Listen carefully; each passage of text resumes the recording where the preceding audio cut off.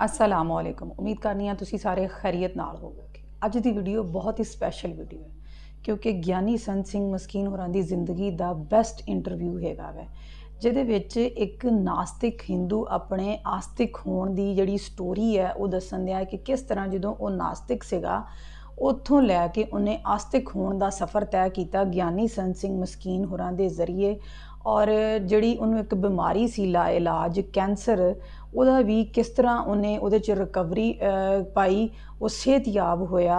ज्ञानी संत सिंह मस्कीन होरां दी कथा सुन के ये असी अज ਉਹਦੀ जुबानी सुनांगे। बहुत ही वधिया वीडियो हैगी है। मेरे सारे वीरां अगे रिक्वेस्ट है कि इस वीडियो नूं पूरा वेखियो क्योंकि ये हर मनुख की जरूरत हैगी है। हर कोई अजकल के दौर दे विच धर्म तो दूर हुंदा जाण दिया हैगा है, लेकिन ज्ञानी संत सिंह मस्कीन होरी जिहड़ा कि एक रोशनी का जरिया हैगी है, वो अज भी रोशनी दे रहे हैगे है। तो किस तरह उन्होंने कथा तो रोशनी हासिल की जा सकती हैगी है, आस्तिक होण दे विच उन्हां दी जिहड़ी कथा मददगार साबित हो सकती है, ये असी अज दी वीडियो दे विच जाणांगे। बहुत वधिया वीडियो, सो चल के वीडियो वेखने फिर करने उस ते विचार।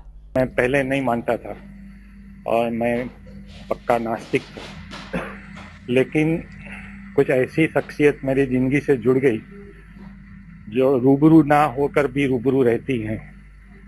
और ऐसी एक शख्सियत हमारे पंथ रत्न ज्ञानी संत मस्कीन जी हैं, जिनके प्रवचन हम ECT पंजाबी चैनल पर पेशेंट थे तब भी लेटे लेटे सुना करते थे। और इसकी प्रेरणा मुझे दो शख्सियतें इससे मिली कि एक तो है मेरी खुद की साली जो जिसका नाम कुंती है, और वो छोटी बच्ची थी तब से गुरु को प्यार करती है, कीर्तन भी अच्छा करती है, गाती भी अच्छा है।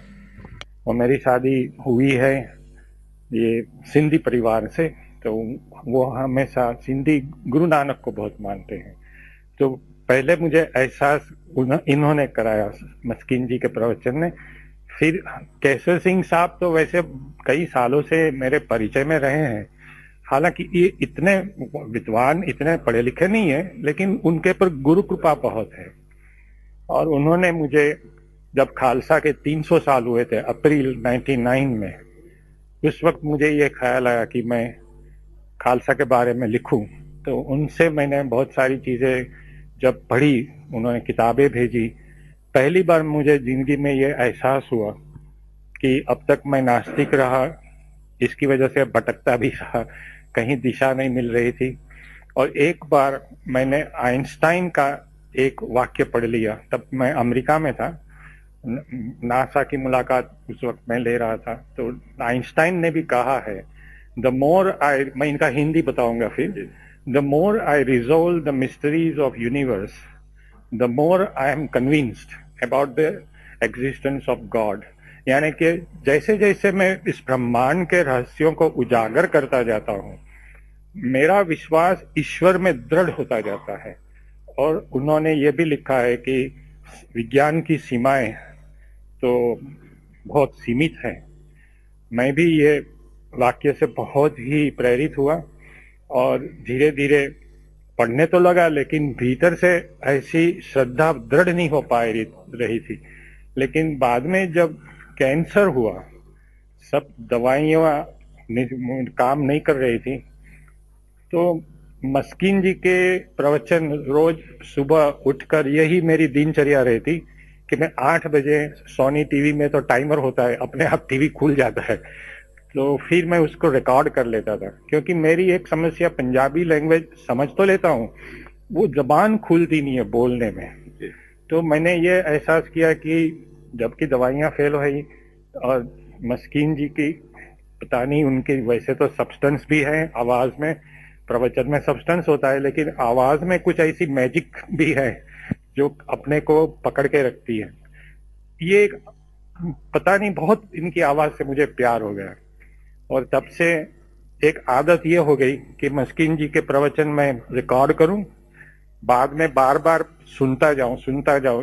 इसी वजह से मैं बार बार मस्कीन जी के प्रवचन के कोट कर सकता हूं।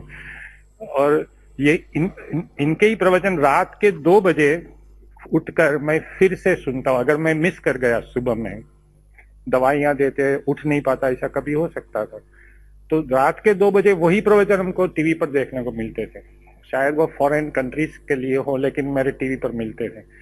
तो जबकि अब तो कैंसर ठीक हो गया है, और मैं अंदर से ये मानता हूँ कि शायद गुरु ने ये सोचा हो कि वासु भारद्वाज एक अच्छी रूह है पिछले जन्म की, लेकिन साइंस की दुनिया में भटक गई है, तो उसको ठिकाने लाने के लिए पहले उनको कैंसर दिया जाए, बाद में वो नास्तिक से आस्तिक बने, इसलिए कैंसर वापस लिया जाए।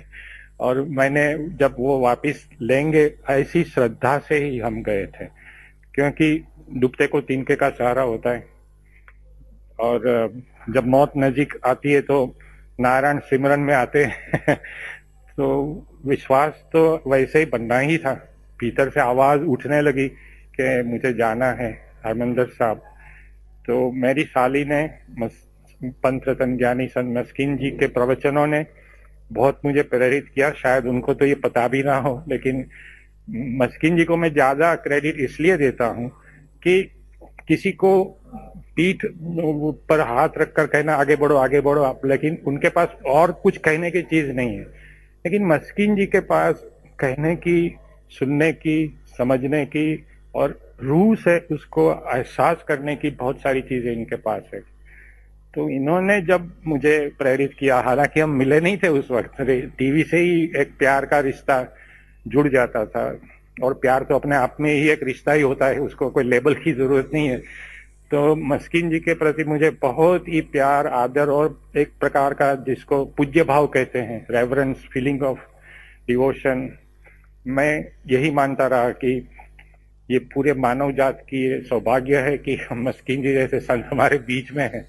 और इन्होंने तो 45 साल से यही सेवा की है, तो इनके प्रवचन में बहुत प्यार से ध्यान नाल सुनता हूँ।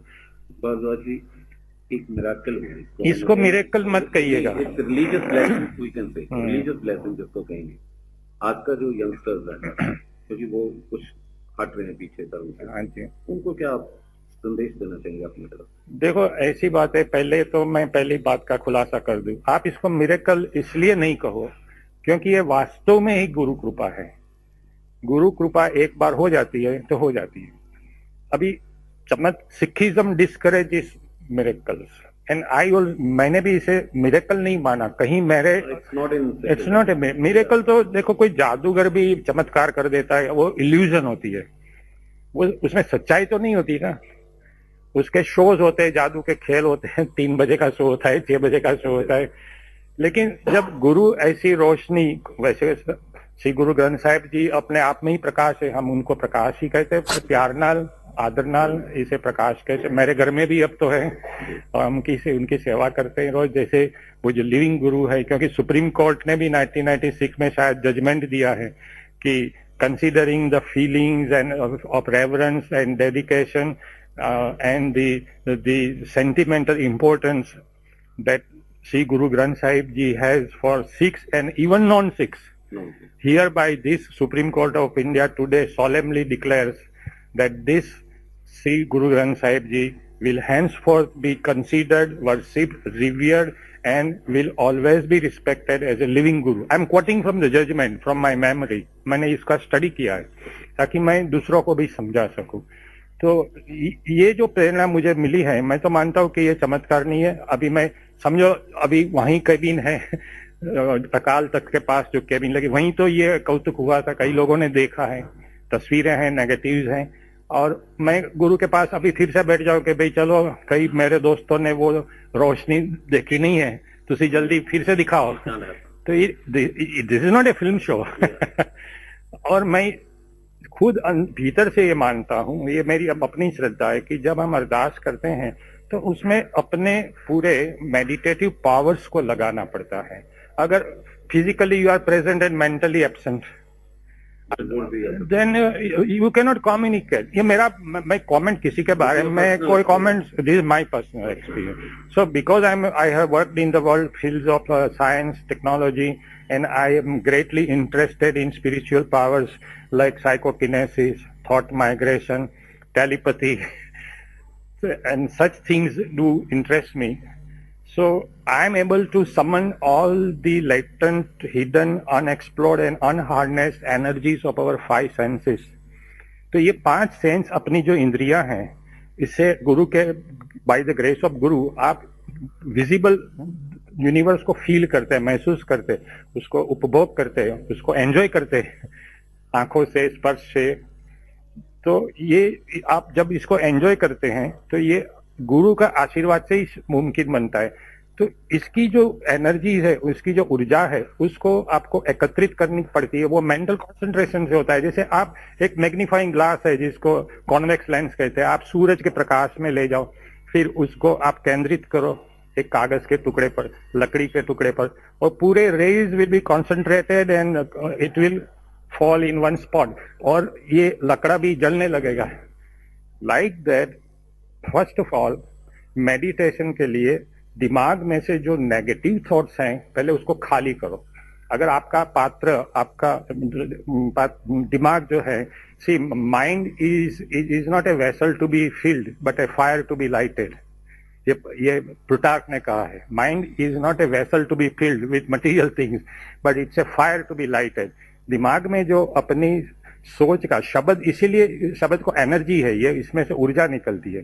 तो पहले नेगेटिव थॉट्स दिमाग से खाली करो, फिर पॉजिटिव थॉट्स आपके दिमाग में आएंगे, कंस्ट्रक्टिव, जिसके इरादे, जिससे आपकी सेहत पर उसका असर होता है।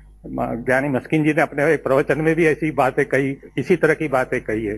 तो आई बिलीव दैट बिकॉज मैं कंसंट्रेशन कर पाया, मेरी धर्मपत्नी को भी कहा कि मेरे से बात नहीं करो, because I should not be disturb, क्योंकि अगर डिस्टर्बेंस हो गया तो वो मेडिटेशन, वो जो कांटेक्ट बन रहा है गुरु से, वो टूट जाएगा ना, isn't it? ये तो ऊर्जा जा रही है, spiritual come. This is my personal experience. मैं किसी को एडवाइस नहीं दे रहा हूँ, किसी के क्रिटिसाइज नहीं कर रहा हूँ, मैं अपना एक्सपीरियंस बता रहा हूँ।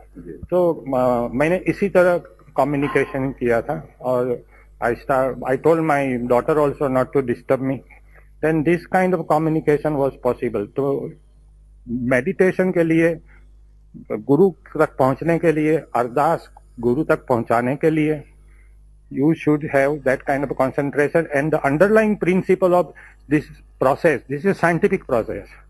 The meditation is the scientific process whereby you summon all these energies and concentrate. And another principle is that you should be independent of the people and circumstances around you, and that your reality should be orchestrated from within you, not from without. अगर बाहर से कोई disturb करता है तो आपकी भीतर से ऊर्जा बाहर नहीं आएगी कम्युनिकेशन के लिए। बाबा जी, you want to say that your personal devotion really means during Ardas, during Gurbani part, that really counts how you are devoted to it. I am totally devoted. मैंने तो मेरी धर्मपत्नी को इस बार कह दिया कि मैं मस्किन जी के सेवा में 3 महीने तक जा रहा हूँ, मैं घर पर नहीं आऊंगा। गुरुद्वारा में लेकर के गया था उनको, और उनको कहा था, केसर सिंह साहब ने भी कहा, आप मस्किन जी की सेवा में रहो, उनसे बहुत कुछ आप सीख पाओगे, क्योंकि यही एक चोटी के संत है जिसके पास से आपको बहुत सारा ज्ञान, वो तो ज्ञान का सागर है, मैं तो कतरा भी नहीं हूँ। आजकल तो कतरे भी समंदर की तरह बात करते हैं लेकिन मैं तो बहुत छोटा आदमी हूँ। मैं तो हमेशा प्रवचन में भी कहता हूँ कि आप मेरी वाणी से अगर आपको इंस्पिरेशन मिलता है तो आप इंस्पिरेशन लेकर फिर वासु भारद्वाज को आप भूल जाओ, मुझे याद नहीं रखो, फिर आप नहीं, यू रिमेन इन द, आप गुरु की सेवा में रहो, गुरु ग्रंथ साहिब जी की सेवा में रहो। तो जर्मनी से कुछ टीम आई थी, उनको भी मैंने यही सलाह दी थी कि आप अगर डॉक्यूमेंट्री बनाने जा रहे हैं, मेरी 2 शर्त थी। पहली शर्त ये थी कि वो जो डॉक्यूमेंट्री वो मूल मंत्र से स्टार्ट हो, और उसका यूरोपियन वर्जन है, तो वहाँ एक जर्मन लड़की है, जोसेफिन फित्सु कौर, ऐसा लिखती है, she is converted to Sikhism. तो उसको इतना प्यार है सिखिज्म, वो जब मैं घर पर मिलने आए तो हमने तो सोचा कोई आसमान से परी आई लेकिन उनका जो नॉलेज था, क्या पढ़ाई करती है, she is more than a Sikh than even a Sikh can be, इतनी डिवोटेड है।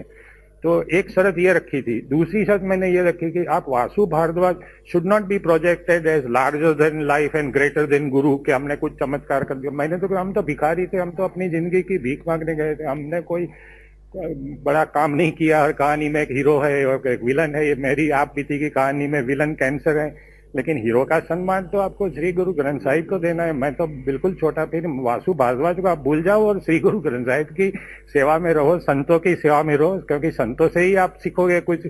बिन गुरु ज्ञान कहाँ से पाऊं, ये वास्तव में इसीलिए तो कहा गया है। और संतों के बारे में जो एक पंक्ति मुझे बहुत अच्छी लगती है, संत शरण जो जन परे सो जन उदरनहार, संत की निंदा नानका बहोर बहोर अवतार। तो आप अगर ध्यान से रिस्पेक्टफुली अगर आप ग्रंथ साहिब का करीब जाना चाहते हैं तो एक संतों के हाथ पकड़ो, गुरु के हाथ पकड़ो, वो जो कहते हैं उसको ध्यान डाल सुनो। मेडिटेशन तो विद्यार्थियों को पढ़ाई के लिए भी चाहिए, हर काम में मेडिटेशन चाहिए। पायलट हवाई जहाज उड़ा रहे हैं, उसको भी मेडिटेशन, वो ध्यान नहीं रखेगा तो हवाई जहाज गिर जाएगा। तो everywhere meditation is part of our all intellectual और spiritual activity. In my case my meditation was devoted to meet Shri Guru Granth Sahib जी। वैसे मैं नास्तिक भले रहा, लेकिन जब मैंने तैयारी कर ली तो हमने मरने की भी तैयारी की थी, क्योंकि गुरु ग्रंथ साहिब में भी एक अच्छी बात लिखी है कि पहले मरण कबूल कर जीवन की छड़ आस, होए सबन की रेणु का तो आओ हमारे पास। यानी कि कहते हैं कि पहले मरना कबूल करो, जीवन की आस छोड़ दो और सबकी चरण धूल बनकर अर्थात अहम यानी होमे को छोड़ दो, तभी आप गुरु तक पहुंच पाओगे ना। तो एक तो इससे फायदा ये होता है, एक तो आप 5 विकार से मुक्ति होती है, होमे से मुक्ति होती है, ये मैंने खुद अनुभव किया। और my wife is very happy because I never lose my temper. अभी वो जोर से बोलती है तो भी हम शांत बैठे रहते हैं। ये गुरुबानी से सीखा हमने। हेलो,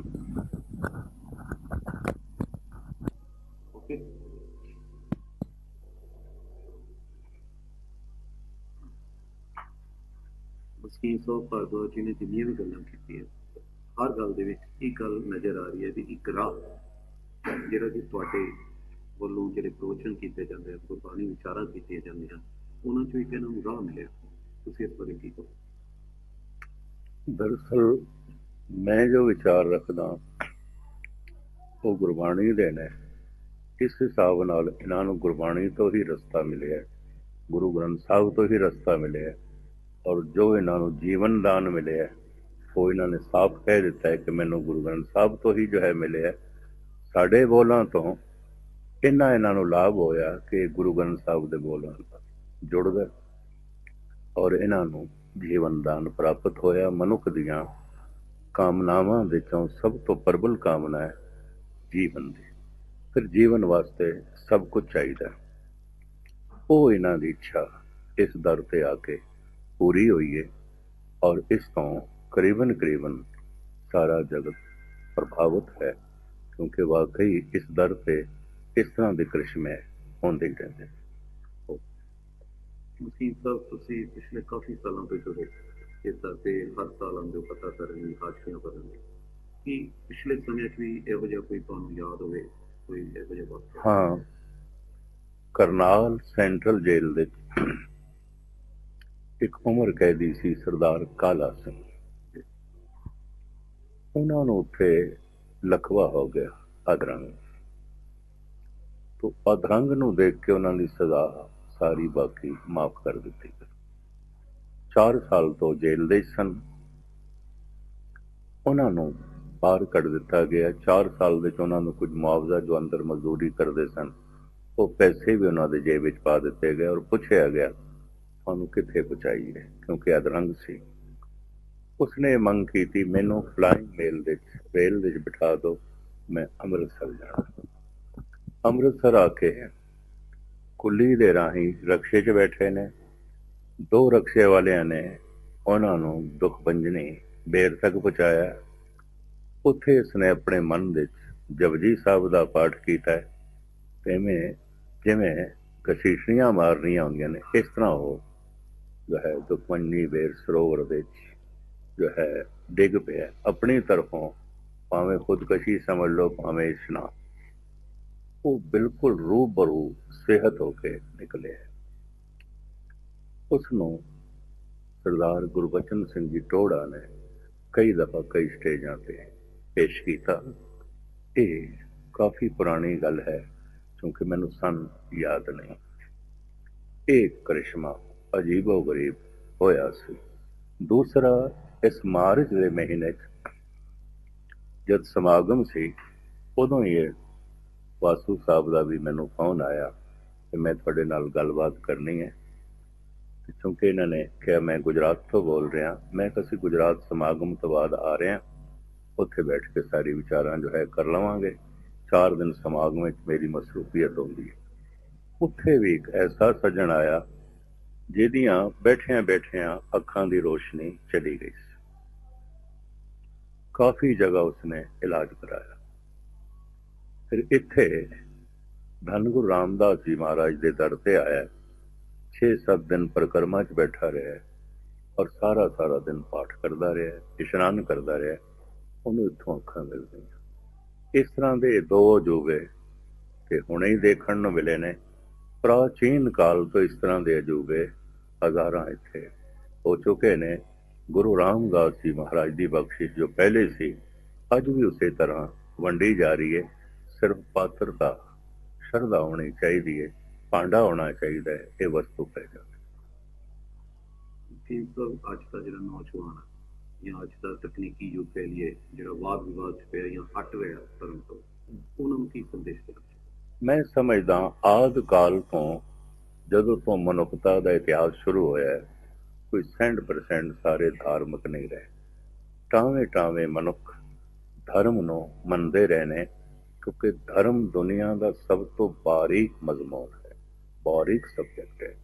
ਇਹਦੇ ਵਾਸਤੇ ਥੋੜਾ ਜਿਹਾ ਅੰਤਰਮੁਖੀ ਹੋਏ ਬਿਨਾਂ ਇਹਨੂੰ ਸਮਝਣਾ, ਮੰਨਣਾ ਕਠਿਨ ਹੋ ਜਾਂਦਾ ਹੈ। ਆਮ ਲੋਕੀ ਕਿਉਂਕਿ ਬਾਹਰ ਮੁਖੀ ਹੁੰਦੇ ਨੇ, ਉਹ ਤੇ ਪਹਿਲੇ ਵੀ ਪ੍ਰਭਾਵਿਤ ਨਹੀਂ ਸਨ, ਹੁਣ ਵੀ ਨਹੀਂ ਨੇ। ਐਸਾ ਨਹੀਂ ਹੈ ਕਿ ਅੱਜ ਬਹੁਤਾ ਅਧਰਮ ਹੈ। ਅਗਰ ਇਸ ਨੂੰ ਗੌਰ ਨਾਲ ਪਿੱਛੇ ਦੇਖਾਂਗੇ, ਬਹੁ ਗਿਣਤੀ ਅਧਾਰਮਿਕ ਲੋਕਾਂ ਦੀ ਰਹੀ ਹੈ। ਧਾਰਮਿਕ ਲੋਕ ਤੇ ਟਾਵੇਂ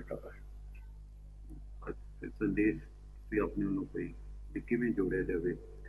ਇਤਨਾ ਹੀ ਆਖਾਂਗਾ, ਜਦ ਮਨੁੱਖ ਸਾਰੇ ਪਾਸੇ ਤੋਂ ਨਿਰਾਸ਼ ਹੋ ਜਾਂਦਾ ਹੈ ਤਾਂ ਫਿਰ ਆਸਾ ਗੁਰੂ ਦੀ ਪਕੜਦਾ ਹੈ, ਪਰਮਾਤਮਾ ਦੀ ਪਕੜਦਾ ਹੈ। ਤਾਂ ਸਾਰੇ ਪਾਸੇ ਨਿਰਾਸ਼ ਹੋ ਕੇ ਇਹਦੇ 'ਚ ਕਾਫੀ ਸਮਾਂ ਲੱਗ ਜਾਂਦਾ ਹੈ, ਕਾਫੀ ਮਿਹਨਤ ਹੁੰਦੀ ਹੈ। ਸਾਰੇ ਪਾਸਿਆਂ ਤੋਂ ਨਿਰਾਸ਼ ਹੋ ਕੇ ਜੇ ਈਸ਼ਵਰ ਦਾ ਦਾਮਨ ਪਕੜ। ਬਹੁਤ ਖੂਬਸੂਰਤ ਵੀਡੀਓ ਸੀਗੀ। ਗਿਆਨੀ ਸੰਤ ਸਿੰਘ ਮਸਕੀਨ ਹੋਰਾਂ ਦੀ ਜ਼ਿੰਦਗੀ ਦਾ ਮੈਂ ਅਗਰ ਕਹਾਂ ਕਿ ਬੈਸਟ ਇੰਟਰਵਿਊ ਸੀਗਾ ਤੇ ਗਲਤ ਨਹੀਂ ਹੋਏਗਾ, ਕਿਉਂਕਿ ਇਹਦੇ ਵਿੱਚ ਇੱਕ ਨਾਸਤਿਕ ਹਿੰਦੂ ਜਿਹਨੇ ਕਿ ਆਪਣੀ ਸਟੋਰੀ ਦੱਸੀ, ਜਦੋਂ ਉਹ ਨਾਸਤਿਕ ਸੀਗਾ ਤੇ ਉੱਥੋਂ ਲੈ ਕੇ ਉਹਨੇ ਜਿਹੜਾ ਆਸਤਿਕ ਹੋਣ ਦਾ ਸਫ਼ਰ ਹੈ ਉਹ ਕਿਸ ਤਰ੍ਹਾਂ ਤੈਅ ਕੀਤਾ, ਕਿਸ ਤਰ੍ਹਾਂ ਉਹ ਰੱਬ ਦੇ ਨਾਲ ਜੁੜਿਆ, ਉਹ ਉਹਨੇ ਬੜੇ ਹੀ ਵਧੀਆ ਅੰਦਾਜ਼ ਦੇ ਨਾਲ ਦੱਸਿਆ ਕਿ ਗਿਆਨੀ ਸੰਤ ਸਿੰਘ ਮਸਕੀਨ ਹੋਰਾਂ ਦੀ ਕਥਾ ਸੁਣ ਕੇ ਉਹ ਰੱਬ ਦੇ ਨਾਲ ਜੁੜਿਆ। ਔਰ ਉਹਦਾ ਇਹ ਵੀ ਕਹਿਣਾ ਸੀਗਾ ਕਿ ਇਹਨਾਂ ਦੀ ਆਵਾਜ਼ ਦੇ ਵਿੱਚ ਇੱਕ ਜਾਦੂ ਹੈ ਜਿਹੜਾ ਇਨਸਾਨ ਨੂੰ ਬੰਨ੍ਹ ਲੈਂਦੀ ਹੈ। ਮੈਂ ਇਸ ਚੀਜ਼ ਨੂੰ ਮੰਨਨੀ ਹੈ, ਕਿਉਂਕਿ ਲੋਕ ਅੱਜ ਵੀ ਉਹਨਾਂ ਨਾਲ ਬਹੁਤ ਪਿਆਰ ਮੁਹੱਬਤ ਕਰਦੇ ਹੈਗੇ ਆ। ਉਹਨਾਂ ਦੀ ਕਥਾ ਜਿਹੜੀ ਬੜੀ ਤਵੱਜੋ ਦੇ ਨਾਲ, ਧਿਆਨ ਦੇ ਨਾਲ ਸੁਣਦੇ ਹੈਗੇ ਆ। ਇਹ ਉਹਨਾਂ ਦੇ ਉਸ ਆਵਾਜ਼ ਦਾ ਮੈਜਿਕ ਹੀ ਹੈ ਜਿਹੜਾ ਅੱਜ ਵੀ ਕੰਮ ਕਰਨ ਦਿਆ ਹੈਗਾ। ਜਦੋਂ ਉਹ ਜ਼ਿੰਦਾ ਸੀਗੇ ਉਦੋਂ ਵੀ ਕਰਦਾ ਸੀ ਔਰ ਅੱਜ ਵੀ ਕੰਮ ਕਰਨ ਦਿਆ ਹੈਗਾ ਹੈ ਕਿ ਲੋਕ ਜਿਹੜੇ ਸੁਣਨ ਬਹਿ ਜਾਂਦੇ ਹੈਗੇ ਆ, ਉਹ ਫਿਰ ਬੰਨੇ ਜਾਂਦੇ ਹੈਗੇ ਆ ਔਰ ਕਥਾ ਨੂੰ ਜ਼ਿਆਦਾ ਤੋਂ ਜ਼ਿਆਦਾ ਟਾਈਮ ਲਈ ਸੁਣਦੇ ਹੈਗੇ। ਔਰ ਉਹਨਾਂ ਦੀ ਕਥਾ ਐਸੀ ਕਥਾ ਹੁੰਦੀ ਹੈ ਕਿ ਜਿਹਨੂੰ ਸਿਰਫ ਸਿੱਖ ਹੀ ਨਹੀਂ ਸੁਣਦੇ, ਬਲਕਿ ਉਹਨੂੰ ਹਿੰਦੂ ਮੁਸਲਮਾਨ ਵੀ ਸ਼ੌਕ ਦੇ ਨਾਲ ਸੁਣਦੇ ਹੈਗੇ ਆ ਔਰ ਉਸ ਤੋਂ ਗਿਆਨ ਲੈਂਦੇ ਹੈਗੇ ਆ, ਕਿਉਂਕਿ ਜਿਹੜੀਆਂ ਬੜੀਆਂ ਹੀ ਗਹਿਰੀਆਂ ਗੱਲਾਂ ਹੈ ਨਾ, ਗਿਆਨੀ ਸੰਤ ਸਿੰਘ ਮਸਕੀਨ ਆਪਣੀ ਨੌਲੇਜ ਦੇ ਜ਼ਰੀਏ ਉਹ ਏਡੇ ਵਧੀਆ ਅੰਦਾਜ਼ ਦੇ ਨਾਲ ਖੋਲ੍ਹ ਕੇ ਬੰਦੇ ਦੇ ਅੱਗੇ ਰੱਖ ਦਿੰਦੇ ਆ ਕਿ ਹਰ ਮਨੁੱਖ ਨੂੰ ਜਿਹੜਾ ਕਿ ਚਾਹੇ ਉਹ ਧਾਰਮਿਕ ਨਹੀਂ ਵੀ ਸਮਝ ਬੂਝ ਰੱਖਦਾ, ਪਰ ਉਹਨੂੰ ਵੀ ਸਮਝ ਆ ਜਾਂਦੀ ਹੈ ਉਹਨਾਂ ਗੱਲਾਂ ਦੀ ਗਹਿਰਾਈ ਦੀ। ਇਸ ਲਈ ਉਹਨਾਂ ਨੂੰ ਗਿਆਨ ਦਾ ਸਾਗਰ ਕਿਹਾ ਜਾਂਦਾ ਹੈਗਾ ਵੈ। ਉਹ ਬਿਲਕੁਲ ਸਹੀ ਕਿਹਾ ਜਾਂਦਾ ਹੈਗਾ ਵੈ। ਉਹਨਾਂ ਦੀ ਨੌਲੇਜ ਦੀ ਵਜ੍ਹਾ ਤੋਂ ਗਿਆਨ ਦਾ ਸਾਗਰ ਕਿਹਾ ਜਾਂਦਾ ਹੈਗਾ। ਦੂਸਰਾ ਇਹ ਕਿ ਜਿਹੜਾ ਸਾਗਰ ਹੁੰਦਾ ਹੈ ਉਹ ਸਿਰਫ ਕੁਛ ਟਾਈਮ ਵਾਸਤੇ ਨਹੀਂ ਹੁੰਦਾ, ਬਲਕਿ ਉਹ ਲਾਈਫ ਟਾਈਮ ਵਾਸਤੇ ਹੁੰਦਾ ਹੈ। ਔਰ ਗਿਆਨੀ ਸੰਤ ਸਿੰਘ ਮਸਕੀਨ ਹੋਣੀ ਵੀ ਜਿਹੜੇ ਆ ਉਹ ਸਾਗਰ ਦਾ ਕੰਮ ਕਰਦੇ ਆ। ਬੇਸ਼ੱਕ ਇਸ ਦੁਨੀਆ ਤੋਂ ਚਲੇ ਗਏ ਹੈਗੇ ਆ, ਲੇਕਿਨ ਜਿਸ ਤਰ੍ਹਾਂ ਸਾਗਰ ਜਿੱਥੋਂ ਦੀ ਗੁਜ਼ਰਦਾ ਹੈ ਨਾ, ਉੱਥੋਂ ਦੇ ਉਹ ਜਿਹੜੇ ਰਹਿਣ ਵਾਲੇ ਹੈ, ਮਨੁੱਖ ਹੈ, ਉਹ 'ਚ ਪਸ਼ੂ ਹੈ, ਚਰਿੰਦ ਪਰਿੰਦਾ, ਸਭ ਨੂੰ ਉਹ ਫਾਇਦਾ ਦਿੰਦਾ ਹੈਗਾ ਵਾ। ਇਸੇ ਤਰ੍ਹਾਂ ਉਹ ਵੀ ਫਾਇਦਾ ਦੇ ਰਹੇ ਆ ਇਨਸਾਨੀਅਤ ਨੂੰ। ਬੇਸ਼ੱਕ ਉਹ ਚਲੇ ਗਏ ਹੈਗੇ ਆ, ਲੇਕਿਨ ਉਹ ਸਾਗਰ ਦੀ ਤਰ੍ਹਾਂ ਅੱਜ ਵੀ ਇਸ ਦੁਨੀਆ ਦੇ ਉੱਤੇ ਲੋਕਾਂ ਦੀ ਰਹਿਨੁਮਾਈ ਦਾ ਜ਼ਰੀਆ ਬਣਨ ਦਾ ਜਾਂ ਰੋਸ਼ਨੀ ਦਾ ਜ਼ਰੀਆ ਬਣਨ ਦਾ ਹੀ ਹੈਗੇ ਆ। ਔਰ ਸਾਗਰ ਦੀ ਤਰ੍ਹਾਂ ਉਹ ਬਿਲਕੁਲ ਰਵਾਂ ਦਵਾਂ ਹੈਗੇ ਆ, ਉਹਨਾਂ 'ਚ ਰੁਕਾਓ ਨਹੀਂ ਆਇਆ। ਬੇਸ਼ੱਕ ਜ਼ਾਹਰੀ ਤੌਰ 'ਤੇ ਅੱਖਾਂ ਤੋਂ ਉਹ ਨਜ਼ਰ ਨਹੀਂ ਆਉਂਦੇ, ਅੱਖਾਂ ਨੂੰ ਉਹ ਨਜ਼ਰ ਨਹੀਂ ਆਉਂਦੇ, ਲੇਕਿਨ ਉਹਨਾਂ ਦੀ ਜਿਹੜੀ ਆਵਾਜ਼ ਹੈ, ਜਿਹੜੀ ਕਥਾ ਹੈ, ਉਹ ਅੱਜ ਵੀ ਉਹੀ ਕੰਮ ਕਰਨ ਦੀ ਹੈ ਜੋ ਉਹ ਆਪਣੀ ਜ਼ਿੰਦਗੀ ਦੇ ਵਿੱਚ ਕਰਦੇ ਸੀਗੇ। ਮੈਨੂੰ ਇਹ ਜਿਹੜਾ ਇੰਟਰਵਿਊ ਹੈ ਬਹੁਤ ਵਧੀਆ ਲੱਗਾ। ਉਹਦੀਆਂ ਗੱਲਾਂ ਸੁਣ ਕੇ ਜਿਹੜਾ ਨਾਸਤਿਕ ਹਿੰਦੂ ਸੀਗਾ ਉਹ ਬਹੁਤ ਵਧੀਆ ਲੱਗੀਆਂ, ਇੰਸਪਾਇਰਿੰਗ ਸੀਗੀਆਂ। ਇੱਕ ਇਮੋਸ਼ਨਲ ਅਤੇ ਇੰਸਪਾਇਰਿੰਗ ਜਿਹੜੀਆਂ ਮੈਂ ਉਹਨੇ ਗੱਲਾਂ ਕੀਤੀਆਂ, ਜਿਹੜੀਆਂ ਕਿ ਹਰ ਇੱਕ ਲਈ ਸੁਣਨੀਆਂ ਜ਼ਰੂਰੀ ਹੈਗੀਆਂ ਮੈਂ, ਕਿਉਂਕਿ ਅੱਜ ਕੱਲ੍ਹ ਦੀ ਮਸਰੂਫ ਜ਼ਿੰਦਗੀ 'ਚ ਅਸੀਂ ਉਸ ਤਰ੍ਹਾਂ ਰੱਬ ਨਾਲ ਨਹੀਂ ਜੁੜ ਪਾਈਦਾ ਹੈਗਾ ਜਿਸ ਤਰ੍ਹਾਂ ਕਿ ਜੁੜਨੇ ਦਾ ਹੱਕ ਹੈ। ਅਗਰ ਉਸ ਤਰ੍ਹਾਂ ਜੁੜ ਜਾਵਾਂਗੇ ਤਾਂ ਯਕੀਨਨ ਸਾਨੂੰ ਵੀ ਸਫਲਤਾ ਅਤੇ ਕਾਮਯਾਬੀ ਮਿਲੇਗੀ। ਚਾਹੇ ਫਿਰ ਜਿਹੜੀ ਮਰਜ਼ੀ ਨਾਮੁਮਕਿਨ ਚੀਜ਼ ਹੋਵੇ ਉਹ ਮੁਮਕਿਨ ਜਿਹੜੀ ਹੈ ਉਹ ਹੋ ਜਾਂਦੀ ਹੈਗੀ ਹੈ। ਜਿਸ ਤਰ੍ਹਾਂ ਕਿ ਉਹਨੇ ਵੀ ਦੱਸਿਆ ਕਿ ਉਹਨੂੰ ਬਿਮਾਰੀ ਸੀਗੀ ਕੈਂਸਰ, ਜਿਹੜੀ ਲਾਇਲਾਜ ਇੱਕ ਬਿਮਾਰੀ ਸਮਝੀ ਜਾਂਦੀ ਹੈ। ਬਹੁਤ ਘੱਟ ਲੋਕ ਹੈ, ਬਹੁਤ ਖੁਸ਼ਕਿਸਮਤ ਲੋਕ ਹੁੰਦੇ ਆ ਜਿਹੜਾ ਇਸ ਬਿਮਾਰੀ ਤੋਂ ਸਿਹਤਯਾਬ ਹੁੰਦੇ ਆ, ਲੇਕਿਨ ਉਹ ਸਿਹਤਯਾਬ ਹੋਇਆ ਕਿਉਂਕਿ ਉਹ ਰੱਬ ਦੇ ਨਾਲ ਜੁੜ ਗਿਆ ਸੀਗਾ। ਉਹਨੇ ਰੱਬ ਨਾਲ ਆਪਣਾ ਜਿਹੜਾ ਵਾ ਉਹ ਮਨ ਲਾ ਲਿਆ ਸੀਗਾ। ਔਰ ਰੱਬ ਜਿਹੜਾ ਕਿ ਇਸ ਕਾਇਨਾਤ ਦਾ ਵਾਹਿਦ ਖਾਲਿਕ व ਮਾਲਿਕ ਹੈ, ਜਿਹਦੇ ਲਈ ਹਰ ਚੀਜ਼ ਜਿਹੜੀ ਹੈ ਉਹ ਮੁਮਕਿਨ ਹੈਗੀ ਹੈ, ਕੁਛ ਵੀ ਨਾਮੁਮਕਿਨ ਨਹੀਂ ਹੈ। ਉਹ ਜੋ ਚਾਹੇ ਉਹ ਕਰ ਸਕਦਾ ਹੈਗਾ ਵਾ। ਇਹ ਸਿਰਫ ਇਨਸਾਨੀ ਖਦਸ਼ਾਤ ਹੈਗੇ ਆ ਕਿ ਇਸ ਤਰ੍ਹਾਂ ਪੋਸੀਬਲ ਨਹੀਂ ਹੋ ਸਕਦਾ ਜਾਂ ਇਹ ਕਿੰਝ ਹੋ ਸਕਦਾ ਹੈ, ਲੇਕਿਨ ਰੱਬ ਦੇ ਨਜ਼ਦੀਕ ਇਹ ਚੀਜ਼ਾਂ ਕੋਈ ਮਾਇਨੇ ਨਹੀਂ ਰੱਖਦੀਆਂ ਹੈਗੀਆਂ। ਔਰ ਇਹਦੀ ਮਿਸਾਲ ਉਹ ਹਿੰਦੂ ਦੀ ਸਟੋਰੀ ਸੀਗੀ ਜਿਹੜੀ ਉਹਨੇ ਆਪਣੀ ਜ਼ੁਬਾਨੀ ਦੱਸੀ। ਬਹੁਤ ਵਧੀਆ ਲੱਗਾ ਵੀਰੋ। ਤੁਹਾਨੂੰ ਇਹ ਇੰਟਰਵਿਊ ਕਹਿੰਦਾ ਲੱਗਾ, ਵੀਡੀਓ ਕਹਿੰਦੀ ਲੱਗੀ, ਕਮੈਂਟ ਕਰਕੇ ਲਾਜ਼ਮੀ ਦੱਸਿਓ। ਰੱਖਿਓ ਆਪਣਾ ਢੇਰ ਸਾਰਾ ਖਿਆਲ। ਮਿਲਾਂਗੇ ਅਗਲੀ ਵੀਡੀਓ ਦੇ ਨਾਲ। ਅੱਲਾ ਹਾਫਿਜ਼।